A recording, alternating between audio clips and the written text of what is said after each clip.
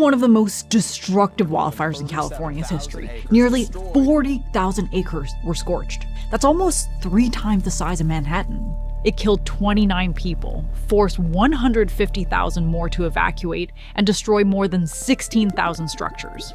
But here's the crazy part.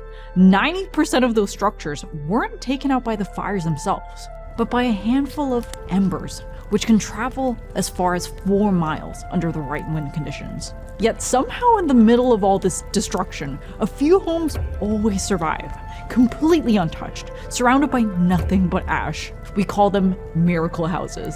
But they're actually not miracles. They are proof that fire-resilient design works. But if we do know how to build homes that don't burn, why do we keep building new ones? Thousands of new ones that do. California used to have a pretty predictable fire season. The hot, dry winds would blow in from the desert, and the hills would dry out, and then the fires would come. It wasn't great, but at least it followed a pattern. But lately, there's no pattern. Now the fires are burning way bigger, way faster, and way earlier, and in places that almost never used to burn. This year, the Santa Ana winds, aka the devil winds, or the hairdryer winds, it helped turn LA into one big dry tinderbox. When the wildfires hit, flames tore through the hills and towns and entire neighborhoods very fast. So fast that people thought it was actually arson. But the real reason was kind of insane. It was rain. A few months earlier, California had one of the wettest winters on record. They had storm after storm, and the hills turned green, and everyone was like, finally, a break from drought. But nature has a pretty dark sense of humor, because when summer came, all of that new growth, it dried out, and it turned into the perfect fuel. Scientists are calling this expanding atmospheric sponge effect. It basically means that for every degree the planet heats up, the atmosphere can hold 7% more water. So more flooding when it's wet, but when the heat returns, it pulls even more moisture out of the plants and the soil, leaving everything drier. And of course, the fires aren't just feeding on dried out vegetation. They're burning through homes and buildings, devouring entire neighborhoods. Some historians have suggested that we have officially kicked off the Pyrecene, which is a geological epoch marked by humanity's massive burning of fossil fuels and forests and farmland. It's leaving this permanent mark in the Earth's geological layer with a layer of ash and soot and chemical trace. And if an archaeologist discovered it sometime in the future, they might think, whoa, these humans, they really lit the planet on fire. But what's important to remember is wildfires are not like unstoppable acts of nature.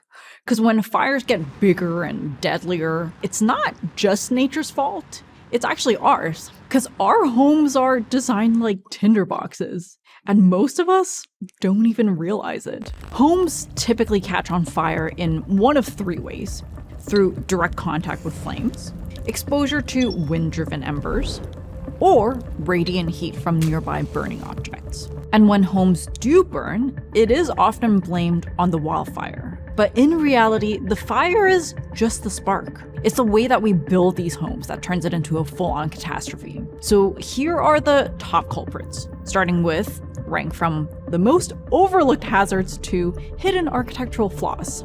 Number 3, the open floor plan. Your stylish death trap. Older homes were often built with heavy plaster walls or dense hardwoods and solid doors, materials that naturally compartmentalize space and resist fire. These features help contain the flames and slow down the spread. But lots of modern homes, we use lightweight synthetic materials like foam insulation or particle board and plastic siding, which ignite very quickly and burn very intensely. Combine that with the open floor plan, where flames can move freely between rooms and attics, you've just created the perfect condition for fire. Number 2, landscaping. The betrayal of your backyard. Wood mulch beds or overhanging branches and shrubs around your house, they're all very common suburban features. But they can be fatal. Even your lawn can betray you if it's dry or unmaintained. Our favorite eucalyptus trees, or juniper trees, or pampas grass light up kind of like torches and actually are prohibited in places like California. And number 1, decks and eaves, fire's favorite hiding spot. The infamous devil winds from Santa Ana don't actually carry fire. They carry embers, which can travel up to 4 miles. And there are 2 features on our homes that are really good at catching those embers. Decks, especially non-enclosed wood decks, or decks with stuff stored underneath it.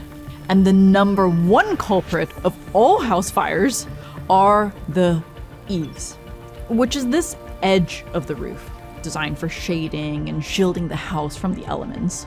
And typically, there's a little opening here to ventilate the attic and remove any moisture, but that's actually the main problem. Embers, once they're inside, they can spread silently between the rafters and through the insulation until suddenly the house can erupt from within, burning the house from the top down. It's almost like the modern American home is designed to burn. So if most homes have at least one of these fire-friendly features, how is a miracle home any different? There's something about these miracle homes that instead of sparking real conversations about what actually works, they seem to fuel conspiracy theories, like rich people using directed energy weapons for land grabs or a secret project. But architects and scientists have actually spent decades quietly trying to figure out how to really design for fire. And it turns out the most effective strategy for protecting your home have very little to do with the home itself, but what's around it. To be specific, about 100 feet of distance from the actual house. This is a concept called defensible space, and it's actually been around since the 90s. It's made up of 3 concentric zones immediately around the house. Zone 2. The goal here is to slow down the fire by thinning out the vegetation. Here, you should prune your shrubs and keep your grass under 4 inches and clear out any kind of debris. Zone 1 is your immediate buffer, and also where even the smallest spark can turn into a disaster. You want to remove any dead plants or dry leaves and anything flammable near trees or shrubs. Zone 0 is the most critical. Nothing should be flammable here. Swap out mulch for gravel or concrete. Clear out the roofs and gutters and the underside of your decks, and trim the branches near the chimneys. Obviously remove any firewood, but also any outdoor furniture, and even cars and trash bins away from the house. It's not the most exciting landscape design, but beauty is not the goal here.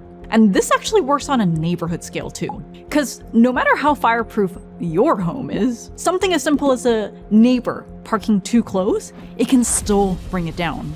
And that's because fireproofing isn't really an individual effort, it's a collaborative one. Before making all of these renders, it doesn't need to be a collective effort. With D5 Render, you can do it yourself. And they are also sponsoring this video. D5 is a real-time rendering tool built for architects and designers, for buildings, and in our case, to illustrate this idea of hazard perimeters. It's super easy to drop in the terrain or highlight different zones, and even build full realistic environments very quickly. For animating, you just drag and drop and it works right away, without the need for complicated keyframes. D5 runs on RTX GPUs with real-time ray tracing for accurate lighting and reflections and shadows. You can adjust the time of day and add skies, and you can see how your design fits on the site. If you need images or videos, D5 exports high-quality stills and animations from the same scene. You can pull out the depth maps and material IDs just in case you want to do any quick tweaks in Photoshop or After Effects. It works with SketchUp, Revit, and Rhino, and a lot more, so any design change shows up instantly. And with a huge library of trees and people and materials, your scenes can look realistic in minutes. So instead of spending days on static renders, you can design and present and explain much faster with D5. If you want to check it out, I'll leave the link in the description. This is Rancho Santa Fe. It's one of the miracle communities where the residents actually sheltered in place during a wildfire and came out completely unharmed.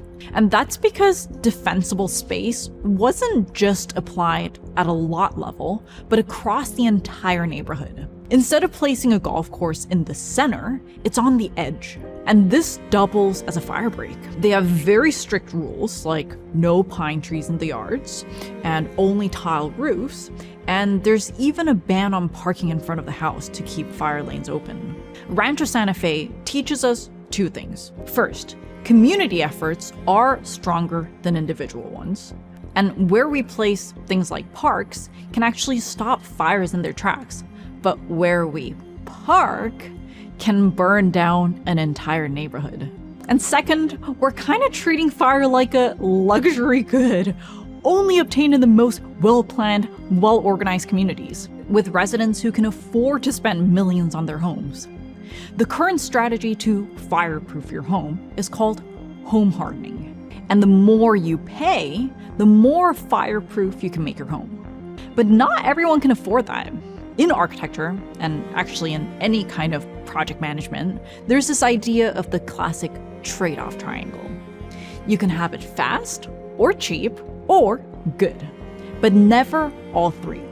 If you want it done fast and cheap, you lose quality or beauty. If you want it high quality and fast, well, get ready to pay. And for a home, especially one in a wildfire zone, we do need to include one other factor: safety. And it becomes even more complicated and almost impossible. This is the Q cabin, and it's one of the architectural solutions to fire and storms, but also supply chain issues. At around $350,000, or roughly $140 per square foot, these prefabricated cabins are fire resistant and fast to deploy. And in this case, the form actually has the biggest impact on its safety. Remember the weakest point in a traditional home? The eaves? That's the intersection between the roof and the walls. But by using this semi-cylindrical form, they've practically eliminated this junction, and they've minimized the possibility of the ember sneaking in. And maybe it's not the most beautiful, but by using steel as the structure and the cladding and the roof, they, again, ensure that the building doesn't burn. But steel does absorb and transfer heat very fast, so while the outer shell might stay intact during a fire, it could still threaten the inside. So most fire-resistant structures, it's designed to buy you time for people to shelter in or evacuate, but very few homes are actually fireproof. But still, that's more safety than most homes. And in this case, they sacrifice beauty, but they gain safety, speed, and cost efficiency. And today, where disasters are becoming more and more common, maybe that's not such a bad trade. The LA fires aren't just a climate issue or even a design issue. They're a mindset problem. We treat fire safety like it's a luxury or something optional, or something you can add on if there's extra budget, or if your house costs 7 figures. But those so-called miracle homes, they're not actually miracles. They're just homes where someone chose safety over aesthetics, or over cost, or over speed. And if we really want to stop wildfires from destroying entire communities, I think we have to stop treating fire as the exception, because it's really not anymore. It's baked into our future. So what does it mean to design with fire as the default? The most fascinating model comes from a city that's faced pretty much about every disaster you can name. Tokyo. Earthquakes, tsunamis, and of course, fires. The city's been destroyed over and over again, and also rebuilt so many times, and it's practically a masterclass in urban resilience. And nowhere is this more visible than in the neighborhood of Higashi-Shirahige, which was rebuilt in the 1980s as a fire-resistant district. Around the building, the park and the river also act as buffer zones to absorb the heat and the embers, reducing the risk of fire leaping further east. It's actually part housing and part fortress.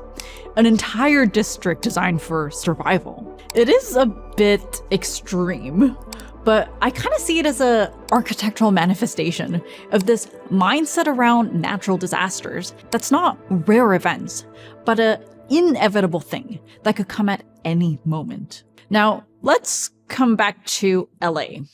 Because after all this destruction, it could be an opportunity to rethink how we live with natural disasters. But the problem is, they have the 2028 Olympics coming up, and the city needs to build over 500,000 housing units fast. So permits are fast-tracked, and timelines are compressed. They need to rebuild cheap and fast and beautiful.